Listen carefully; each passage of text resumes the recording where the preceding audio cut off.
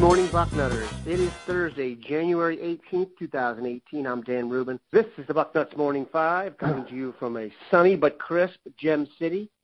I can only assume the same for Indianapolis as we bring on 24/7 Sports Director of Recruiting, Steve Wilfong. Good morning, Daniel. Today is Rankings Day at 24/7 Sports, so the new rankings are coming out. So I'm going to preface it with this, Daniel. Everybody's classes, 75% of the guys are going to seem on the surface like they dropped because they're going to fall as many spots as how many guys moved up. We've had this talk before. You understand what I'm saying. So 12 guys move up. That means all the guys that stayed the same behind them moved down 12 spots. You know what I'm saying? So you have to look at the drastic moves. And I believe like 4 Ohio State guys are going up and 1 or 2 are going down, and everyone else is staying the same. So I know people are going to say, why is everyone dropping? And it's not just Ohio State fans. Like, it literally is every fan base thinks that all their guys are dropping. And technically, I guess when you look at if it goes from 58 to 67, I guess you have a leg to stand on when you say they dropped. But it's only because 8 dudes went up. You know what I'm saying? So the grade stays the same. It's just, some guys are going to move up, which means everyone has to move down 1 spot. So if 8 guys move up, you stay the same. You're down 8. I feel like I spelled that out pretty well, right? You definitely did explain how math works pretty simply there. The issue is going to be, as you well know, that there are 32 spots for 5 stars, and if someone drops out of that, that's a little different. But you can address that in next week's Damage Control pod. Today, we're going to focus on the positive. That's because Ohio State has really picked it up on the recruiting trail. I, for one, thought it might be kind of quiet between signing days. As it turns out, they've done a great job. No way. I did. Seriously. I wasn't sure. I want to talk. Buckeyes, first, man. I know. I want to talk about kind of the newest name that's come out. Actually, one of the newer names, and then we'll kind of just go break it down by dude here. The very first crystal ball to ever flow for Under Armour game MVP Maurice Washington was turned in by who, when, and why? Well, it was me a long time ago. I saw Maurice Washington at a camp in Chicago. He flew in from California to a camp in Chicago prior to it was the Chicago Showcase. I'm sure I can even dig it out. Chicago Showcase, top performers. And he was a stud, and we put him in our top 247 back then. So several years ago. Yeah, it was prior to his junior year, 2016. I found the information. He was Maurice Washington was the number 2 offensive player at the camp, 6 foot, 175-pound playmaker that put on a show during one-on-ones, absolutely toasting guys like DeAndre Wilder. He was a top running back there. Nobody could cover him. He was just a nightmare for linebackers. And then that year as a sophomore, he rushed for 1,827 yards and 29 touchdowns for the Kings Academy. So then that's where it gets tricky. Oh, so shortly after that camp, Maurice went to Ohio State's camp and earned an offer. He was offered. So crystal ball at Ohio State right away after he got that camp offer. I did. And then, as you know, Ohio State ended up getting Brian Snead. They ended up getting Master Teague. They were recruiting Zamir White. Maurice goes back home to California, changes high schools, and then doesn't play as a junior. Wasn't eligible to play because of the transfer. So he just kind of falls off the radar. Then he does commit to Ohio State, if everyone remembers on Twitter. But you can't commit to a program that you're not communicating with. Looks like Ohio State's got a shot to be back in there if his grades and off-field things are in order. Ohio State now recruiting Maurice as a defensive back. He's got the Deion Sanders ties. Coach Meyer has been in touch with Deion Sanders. They went out and saw Maurice yesterday, as Bill Kierlich reported from Bucknuts. And Nebraska's where I think the kid goes right now, but as we all know, recruiting's fluid. Nebraska's recruiting a bunch of guys. Does Ohio State push for him? If they push for him, you got to think they're tough to beat, especially for a kid that always wanted to go to Ohio State anyway. But there's a lot of moving parts still with Maurice from what I can tell.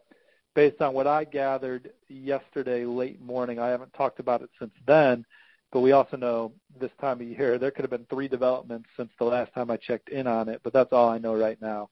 Ohio State recruiting him as a corner, but is he a take? I don't know. Does he still have some stuff he has to do to get in line to go to Ohio State? I think so. So we'll see. Great player, though. You mentioned in the Under-Armour game. So the reason his rating does not kind of match his performance is because of the year off? Well, yeah. I mean, so he was in the top 247, and he's moving back up again after a good senior year, but junior year off the radar. Got some things he's got to take care of away from the field. You know, we moved him to a high 3-star. Has a good senior year, terrific in the Under Armour game. Stock up again for Maurice Washington, and for us, and obviously for college recruiters too. You know, he's rising on people's boards late in the process as well. That will be one to watch. Certainly an interesting late riser. Another guy that you were early on when it comes to the crystal ball and there's now been kind of a trend to follow up on that is Rasheed Walker. I will say out loud for another time that there was a time when I thought there was no chance they'd get this guy, even though you were telling me there was a chance. I just kind of figured Penn State had the mojo. It really seems like everything I've read and vibed from you guys being our recruiting staff, that the Buckeyes have a real good shot with Rasheed Walker. Visited him, I believe, yesterday, and he visits soon. You obviously are not changing your crystal ball on Mr. Walker. No, not right now anyways. Let's not sleep on Penn State. They've been recruiting the kid as long as anybody. They've had him on campus a bunch, and James Franklin and company, they can close at Penn State, and they've become the one school in the Big Ten that's been formidable to Ohio State. I think before that, Ohio State, it was dominant. Even Michigan. Michigan wasn't winning head-to-heads really with Ohio State off the top of my head. But anyways, but I do like where Ohio State sits with Rasheed. He's been to Columbus 6 times. He went to the Penn State game earlier this year and saw the Buckeyes beat Penn State. And he's still got Ohio State still has the official in their back pocket with him, and every school still has the head coach in home. But it just has an Ohio State feel to me, and it has for a while. So we'll see what happens. Obviously, Penn State's not going to go away here, but right now, the way the stars are aligning, I like Ohio State for an offensive tackle that is going to be rising up the 24/7 Sports rankings today. He was as athletic an offensive he was the most athletic offensive tackle at the Army Bowl. He'll be the second highest ranked offensive tackle coming out of the Army Bowl. Bray Walker, the mass, he is a mountain of a man, and a former state champion wrestler going to Oklahoma. He's going to be the number 2 offensive tackle in the country. Rasheed Walker is going to move ahead of Jackson Carman in our rankings and shoot up them. I'll let you guys wait and see from there. But we're high on Rasheed, who's very athletic, humongous upside, smart kid too. Will be a great addition, whether it's Ohio State or Penn State. Larry Johnson and Greg Stadrawa were at Rasheed's school yesterday. He will visit Ohio State. Official visit begins tomorrow.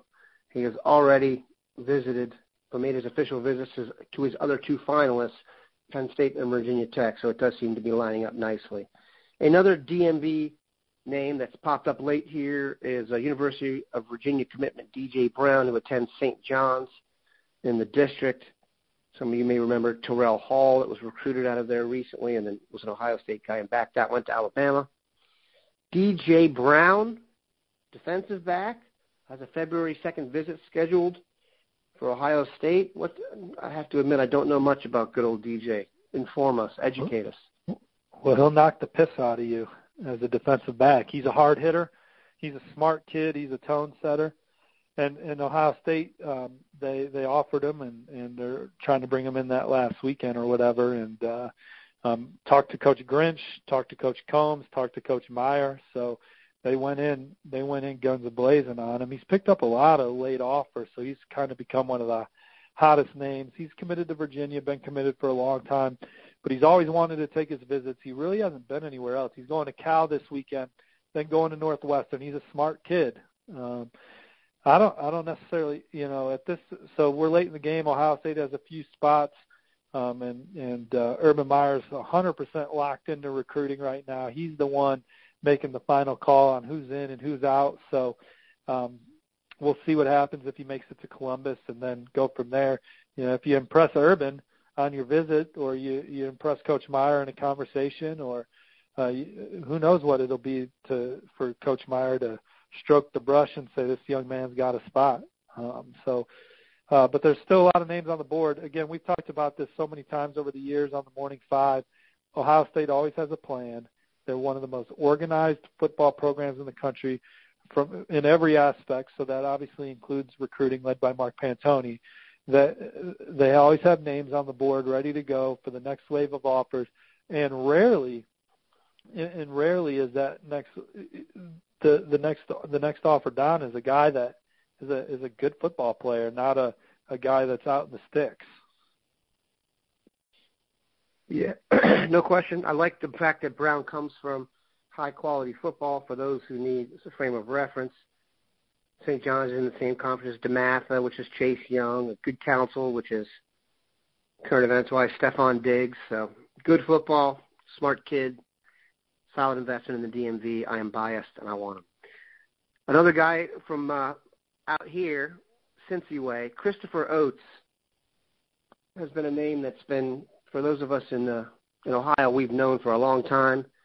He hasn't really been front burner, and now it seems like down the stretch he could be like one of those Ohio guys to slip into the class late. What's your vibe on Oats? Like your Thayer Munford of this year? Correct. And he could have that Thayer Munford type upside too. I mean, he's got a tremendous frame and body. He's got a lot of untapped potential there with Christopher Oats. We've talked about him a couple times, and I've written about him. He's a name that's always been on the board for Ohio State, and he came to Friday Night Lights and mentioned in an article a couple weeks ago as Ohio State was pursuing the number one spot in the country still as they battle Georgia in our recruiting rankings, that he's a name that was still on the board. That was 2 weeks ago, I think. The crystal balls are starting to flood in now. I'm still sitting on Kentucky. It goes back to who's Urban Meyer taking and who's Urban Meyer not taking, because there's a lot of guys that still want to come to Ohio State. Ohio State's got to figure out where they're at with Nicholas Petit-Frere. They got to figure out where they're at with Rasheed Walker. They're getting Tyler Friday. They're going to get the Baptiste kid out of New Jersey. So there's still a lot of numbers to be crunched. But Chris Oats, you would think that they would have a great shot at if they want him, and he's got everything in order he needs to take care of. But right now, I can't say 100% for certainty that that's happened. So I'm going to sit on Kentucky and just see how the numbers shake out for Ohio State. Yeah, it just feels like Christopher Oats, I've seen him play several times, super talented kid. I mean, super talented. He's one of those linebackers out there that is as tall as the defensive ends, but he's raw and could probably use a redshirt year here. But we'll see. We'll follow that one to the end. You brought up the last name I want to talk about. That's Nicholas Petit-Frere. I've been holding out hope ever since our last discussion on him when we talked about how some of the primary recruiters at other schools have moved on, which could help Ohio State. And just before we did the call, I checked and saw that Luke Stampini, the Florida guy at 24/7, has crystal ball Nicholas Petit-Frere to Florida. And you tell me that may not be as damning as I thought it was. Well, I think it could certainly happen. My original crystal ball was on Florida, and then the staff shakes up, and he doesn't have the same relationship with Florida that he had. Florida's close to home. It's just Petit-Frere and his mom. His mom's a very successful lady, but still, does he want to go that far away from his mom when it's been the two of them for life, So Florida still makes a lot of sense, and obviously they're all in on him. He's the number one offensive tackle in the country. Ohio State's been all in on him for years, and there's a great relationship there, and Ohio State's a tremendous opportunity in Petit-Frere's mind. But all I'm saying is we're all making educated guesses on Petit-Frere. It's not like his camp is leaking out leaders. They're not. This is one recruit that when you talk to him, he doesn't bring up schools. You have to bring up schools to him, and then he'll give you a great answer. But it's not like, hey Nick, who are you looking at? And he's like, well, I'm looking at Alabama, Ohio State, Notre Dame. No, he'll give you an answer like, I'm fortunate, and he means it. I'm fortunate to have all these opportunities. I'm still talking to. He doesn't give you a real answer that you're looking for, but he gives you a genuine answer in his own mind, because he is one of the nicest kids that you're going to come across in this class. He is grateful for everything he's earned, but that's his go-to answer as well. And he's never been a big route on Twitter. He's not a me guy. So he's the way I like my offensive lineman. He doesn't bring any unnecessary attention on himself.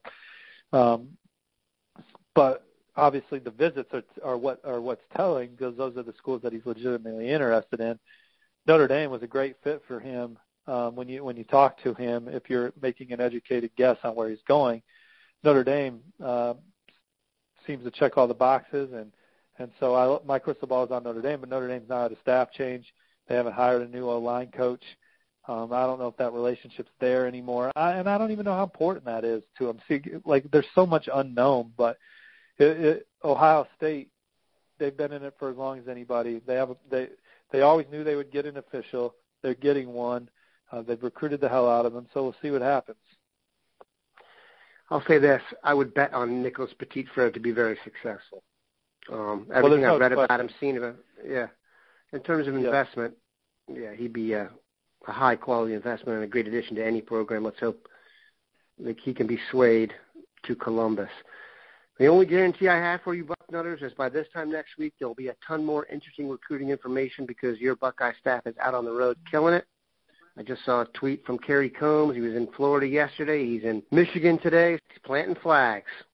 Our flag is now planted. You have a good one, Bucknutters. Take care, guys. Thanks, Dan.